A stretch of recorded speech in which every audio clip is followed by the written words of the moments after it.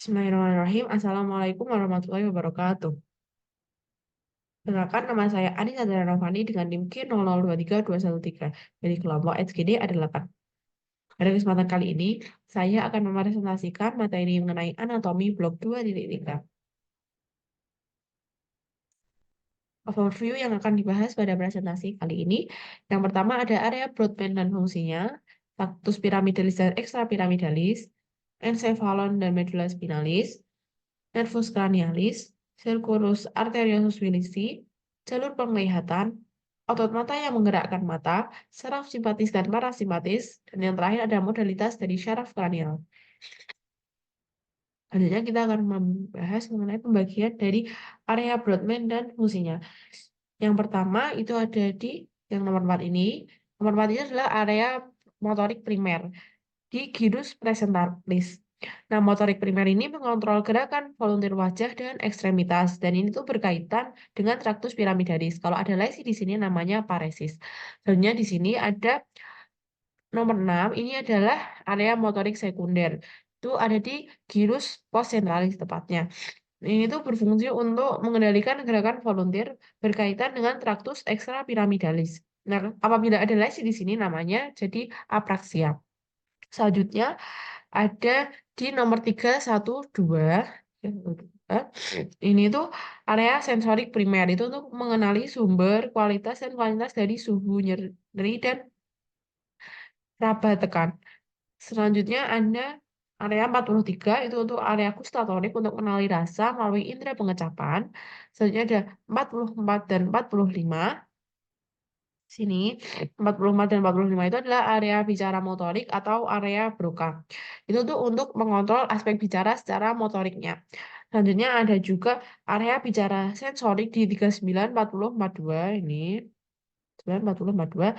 Nah, 39, 40, 42 ini adalah area bicara sensorik atau bisa dibilang area Wernicke. Itu adalah pengolahan, pemahaman, dan interpretasi bahasa baik lisan maupun tulisan.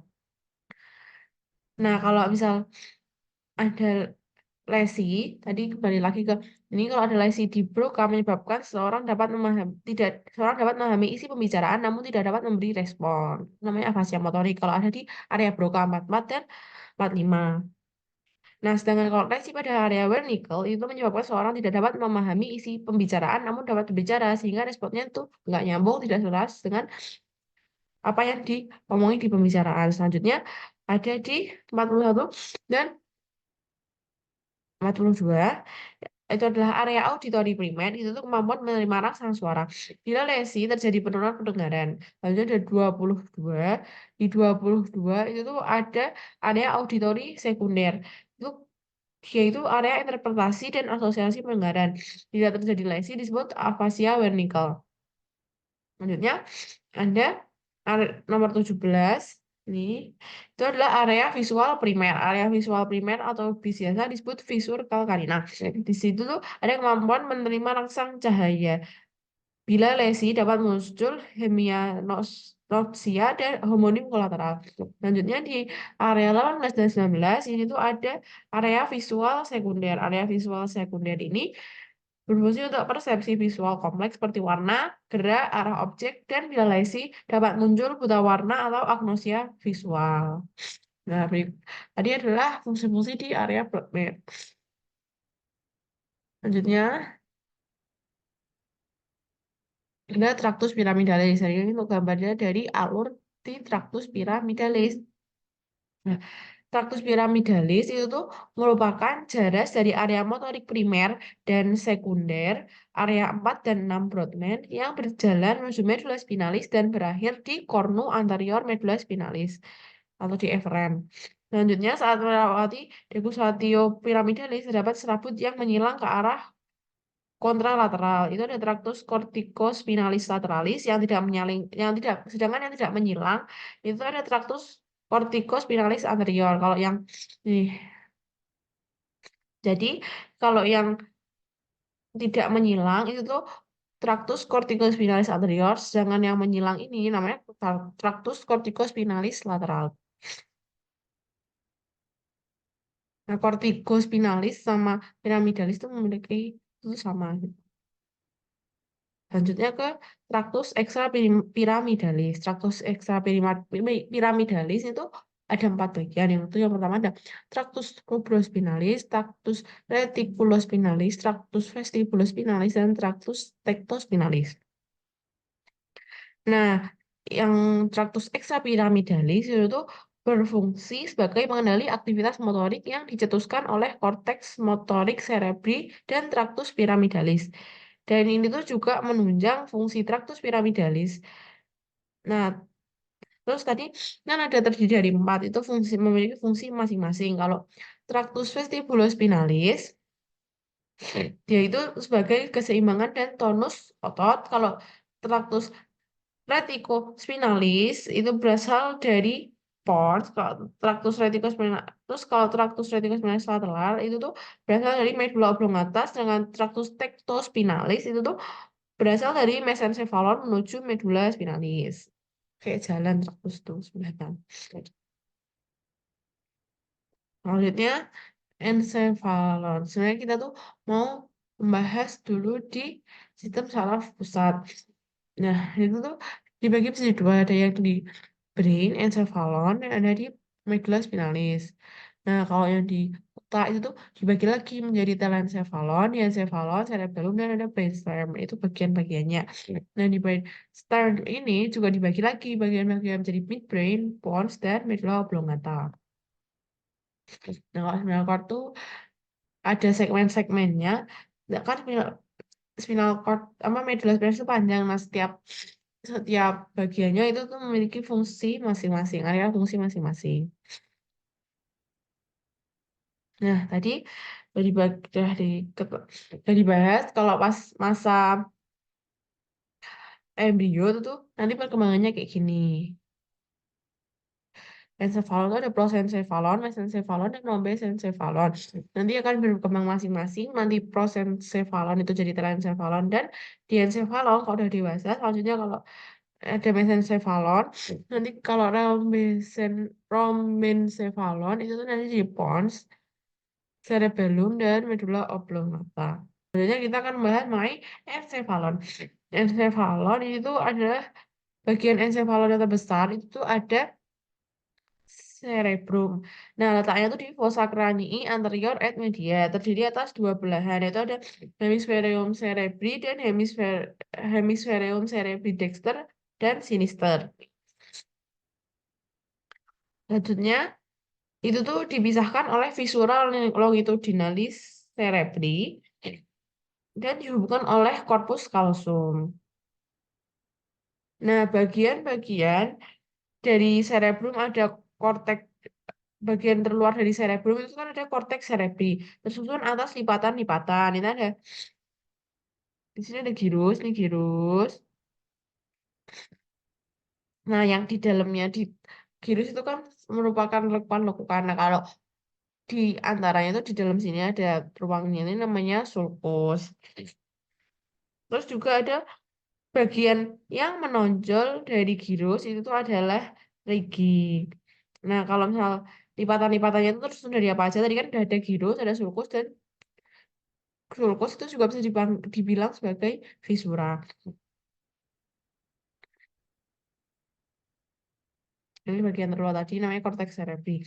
Nah, ini tuh dibagi menjadi beberapa lobi oleh fungsi yang besar. Fungsi tadi kan kayak ruangnya antara girus-girus. Nanti ada ruang yang besar itu nanti akan membagi otak. Nah, itu yang pertama ada lobus frontalis, selanjutnya ada lobus parietal, selanjutnya ada lobus temporalis, selanjutnya ada lobus occipital, selanjutnya ada lobus limbicus, selanjutnya ada lobus insulae.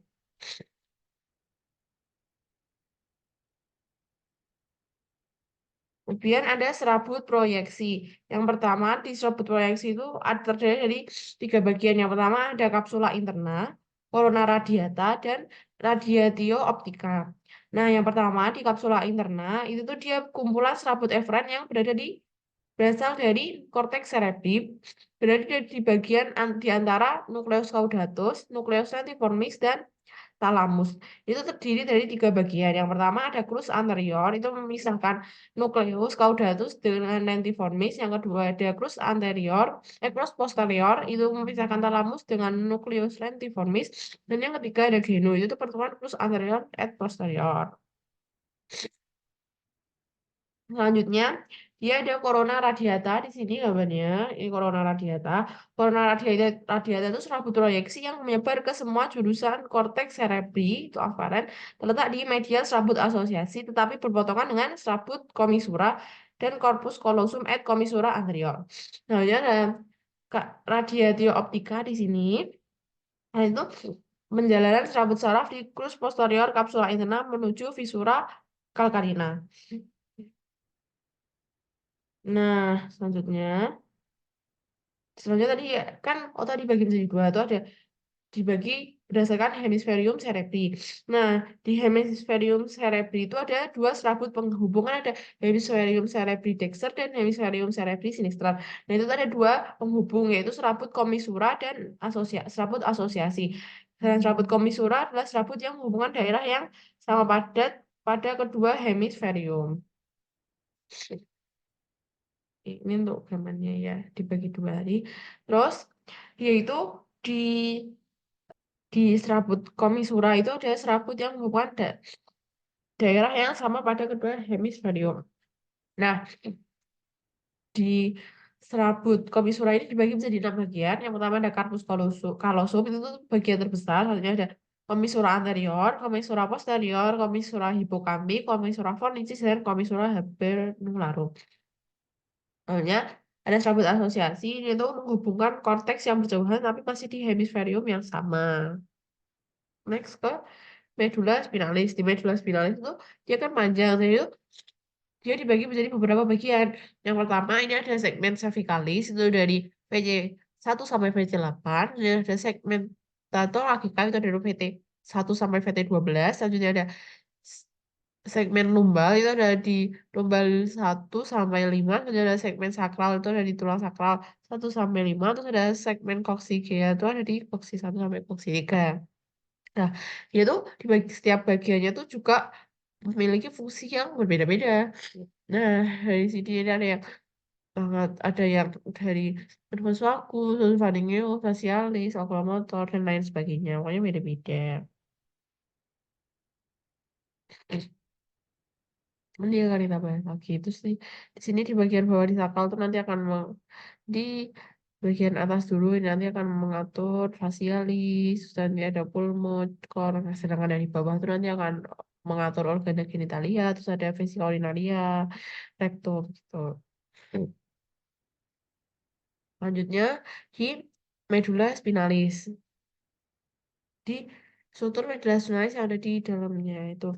Yang pertama itu dari struktur eksternalnya. Di situ ada visura mediana anterior, terus ada sulcus mediana posterior, ada sulcus anterolaterales, itu tempat keluarnya radix anterior atau radix efferent atau radix motorik nih. Ini. Ini ada dua gitu. Nah, selanjutnya dia itu ada sulcus posterolaterales, itu tempat keluarnya radix posterior, radix afferent atau radix sensorik.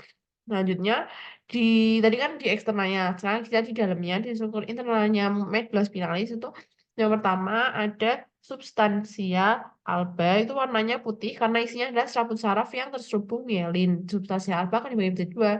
Itu ada funiculus anterior, funiculus lateral dan funiculus posterior ini bagian putihnya di sebenarnya.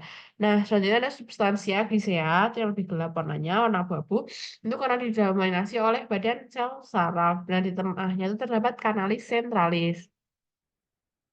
Nah, kanalis centralis yang nantinya akan terisi LCS hingga ke ventriculus terminale.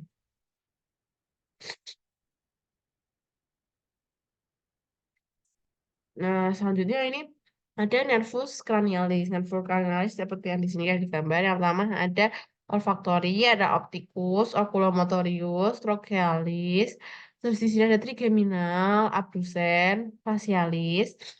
Terus ada vestibulocochlearis, ada glossopharyngeus, terus ada vagus. Ini mengatur pendengaran. Terus di sini ada nervus accessorius, terus ini ada Hipoglossus di sini juga ada nervus intermedia. Nah, itu dia mempunyai jalan keluarnya masing-masing kayak di pada di pada kepala, pada basis krani itu ada jalan keluarnya masing-masing. Jadi, nervus-nervus cranialisar itu memiliki jalan keluar masing-masing di basis-basis krani. Yang pertama itu ada nervus olfaktori, itu dia keluarnya di lamina cribrosa. Terus ada nervus opticus, ini keluarnya di canalis opticus. Selanjutnya ini di sini. Selanjutnya ada oculomotorius, trochlearis, ophthalmicus, abducens. Ini tuh keluarnya di visura orbitalis superior di sini. Selanjutnya juga ada nervus maxillaris, itu tuh keluarnya di foramen rotundum ini. Selanjutnya juga ada nervus facialis sama nervus vestibulocochlearis. Ini tuh keluarnya di meatus austicus internus di sini. Selanjutnya ada nervus glossopharyngeus, nervus accessorius, di situ nanti keluarnya dari foramen jugulare di sini. Lalu ada nervus yang terakhir ada hipoglossus, itu nanti keluar dari canalis condylaris. Tapi tidak ditemukan kalau di gambar. Nah, ini untuk tulisannya tadi, untuk lebih lengkapnya tadi. Kalau misal olfaktorius tuh, kalau misal warna abu-abu tuh cerebrum, hijau mesencephalon, biru itu pada di pons, dan yang lain itu medulla. Nah, kalau ini tuh yang pertama ada olfaktorius tuh keluar di bulbus olfaktorius itu dia di cerebrum. Terus ada nervus opticus tuh keluarnya di chiasma opticum, derivat di encephalon itu juga masih di cerebrum. Terus selanjutnya ada di nervus oculomotorius ya kan ada di mesencephalon dia terus dia itu keluarnya di fossa interpendicularis. Terus kalau di nervus brachialis dia itu keluarnya di caudal collicus inferior. Dia itu ada di mesencephalon ya. Terus yang selanjutnya yang ada di pons itu ada nervus trigeminus keluarnya di brachiopontis. Terus ada nervus abducens itu ada keluarnya di sulcus bulbopontinus. Dan ini ada nervus facialis itu keluarnya di angulus cerebellopontinus. Selanjutnya ada nervus vestibulocochlearis itu keluarnya di angulus cerebellopontinus. Nah, sekarang kita akan membahas yang ada di medulla. Yang ada di medulla itu ada nervus glossopharyngeus, keluarnya di sulcus posterolaterales, nervus vagus keluarnya di sulcus posterolaterales, nervus accessorius keluarnya di sulcus posterolaterales, dan nervus hypoglossus keluarnya di sulcus anterolaterales. Yang ini paling beda, yang lain posterolaterales semua. Dan ada circulus arteriosus Willisi. Nah, lingkaran Willis ini berperan memberikan aliran darah kolateral antara sirkulasi anterior dan posterior otak. Nah, itu berfungsi untuk melindungi terhadap iskemia jika terjadi penyakit pembuluh darah atau kerusakan pada salah satu area atau lebih. Nah, ini kalau tampak dari samping, dari lateral, kalau dia dipotong secara corona gitu. Selanjutnya ada proses masuknya cahaya ke mata dari media refrakta sampai ke otak. Nah, yang pertama itu cahaya memasuki mata. Cahaya pertama kali memasuki mata melalui kornea. Sini kornea. Selanjutnya dia itu nanti masuk ke iris. Iris itu berfungsi untuk mengontrol cahaya. Mengontrol cahaya setelah melewati kornea, cahaya akan melewati iris. Iris ini mengontrol jumlah cahaya yang masuk ke dalam mata dengan mengatur ukuran pupilnya. Nah, selanjutnya, habis itu ada mas dia setelah dari iris ya ke lensa mata. Di lensa mata itu untuk memfokuskan cahaya. Lensa mata berperan memfokuskan cahaya pada titik fokus yang tepat pada retina. Retina adalah lapisan di bagian belakang mata yang mengandung sel-sel fotoreseptor. Nah, sel-sel fotoreseptor nanti kan udah sampai sel-sel fotoreseptor. Nah, sel-sel fotoreseptor ini berfungsi untuk mengubah cahaya menjadi sinyal elektrik. Pada retina terbentuk bayangan nyata, terbalik, dan diperkecil. Sel-sel fotoreseptor di retina seperti sel batang dan sel kerucut mengubah cahaya menjadi sinyal elektrik. Nah, ini sinyal elektrik dikirim ke otak, sinyal elektrik dari retina dikirim melalui saraf optik ke otak untuk diproses dan diinterpretasikan sebagai gambar yang kita lihat. Otak akan menggabungkan informasi dari kedua mata untuk membentuk gambar tiga dimensi dan memberikan kita pengalaman visual. Jadi kita bisa lihat. Nah, sel-sel fotoreseptor itu ada banyak, ada kayak ponsel rod cell gitu.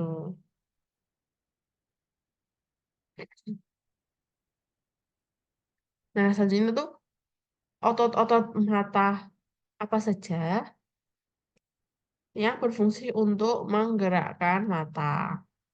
Sini, yang pertama dia itu ada musculus rectus superior. Itu fungsinya untuk elevasi sumbu penglihatan, adduksi dan rotasi medial bola mata. Itu inovasinya oleh nervus oculomotorius superior. Terus di sini ada musculus rectus inferior. Itu tuh untuk depresi sumbu penglihatan, adduksi dan rotasi lateral bola mata. Itu di nervus oculomotorius.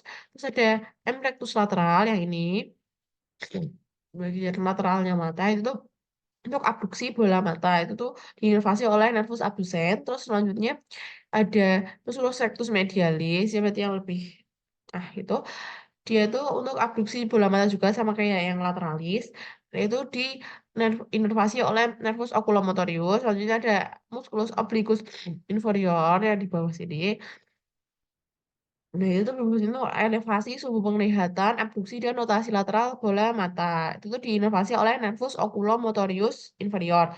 Kemudian di sini ada musculus obliquus superior. Di sini itu untuk depresi sumbu penglihatan, abduksi, dan rotasi medial bola mata.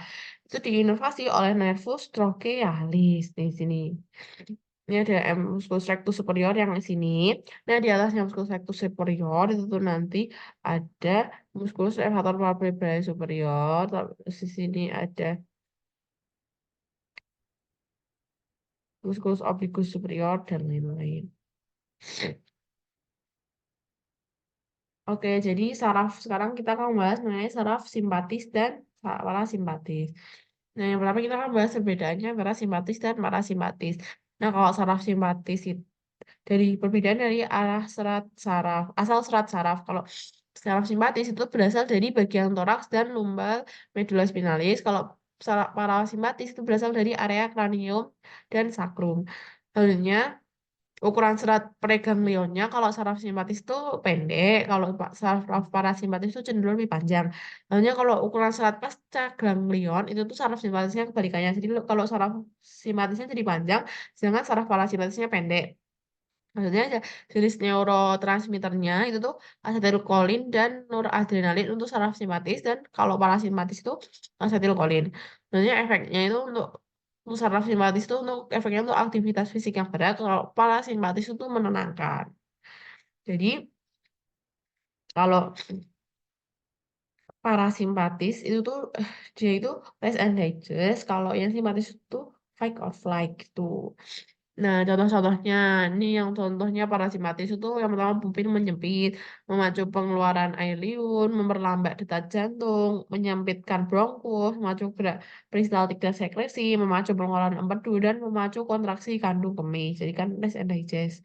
Selanjutnya, nah, simpatik itu yang pertama dia pupilnya yang mengatur pupil yang melebar, menghambat pengeluaran air liur, memacu detak jantung, melebarkan bronkus, menghambat gerak peristaltik dan sekresi, mengubah glikogen menjadi glukosa, terus ada sekresi adrenalis dan noradrenalin, serta menghambat kontraksi kandung kemih.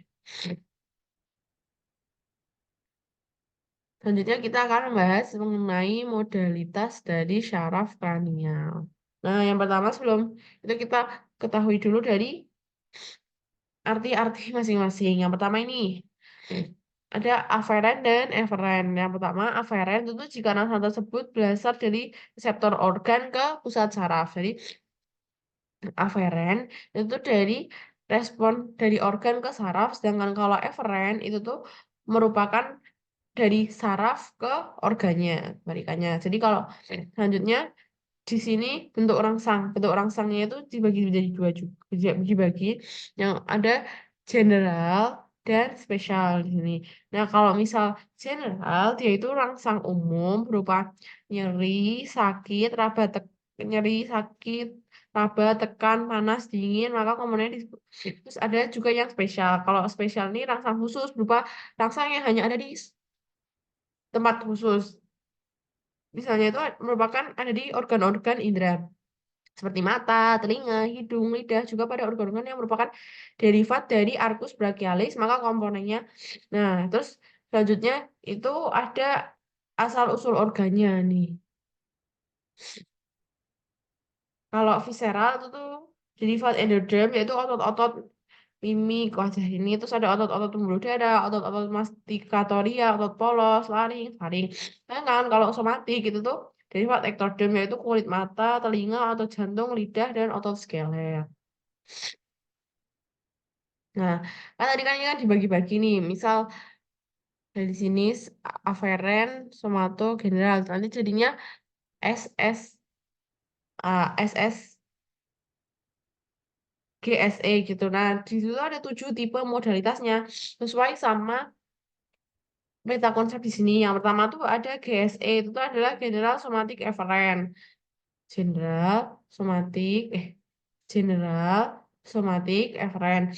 Nah, itu adalah motorik untuk otot skelet umum. Misalnya ada GVE, General Visceral Efferent. Nah, itu tuh dia otonom parasimpatis, itu tuh bisa dari kelenjar dan pupil. Selanjutnya ada SVE, itu kan berarti spesial visceral visceral efferent. Nah, social visceral efferent. Nah, itu tuh dia sebagai motorik untuk otot skelet yang berasal dari brachial arch, otot punggungnya, mimik, musculosternocleidomastoideus, dan musculus trapezius, otot laring dan faring. Selanjutnya ada GVA, general visceral afferent, itu sensorik umum pada organ visceral, nyeri, suhu, raba, dan tekan.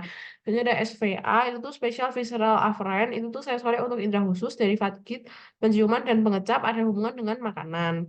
Terus kalau ada GSA itu general somatic efferent, itu sensorik untuk tubuh, nyeri, suhu, raba, dan tekan. Dan ada SSA itu spesial somatic afferent, itu tuh sensorik untuk indera khusus dari tubuh. Ada visual, keseimbangan, pendengaran, dan tidak ada hubungannya dengan makan. Nah, oke, jadi sudah selesai pembahasan kita. Terima kasih. Wassalamualaikum warahmatullahi wabarakatuh. Nah, berikut untuk sumber-sumber dari kapan yang saya ambil.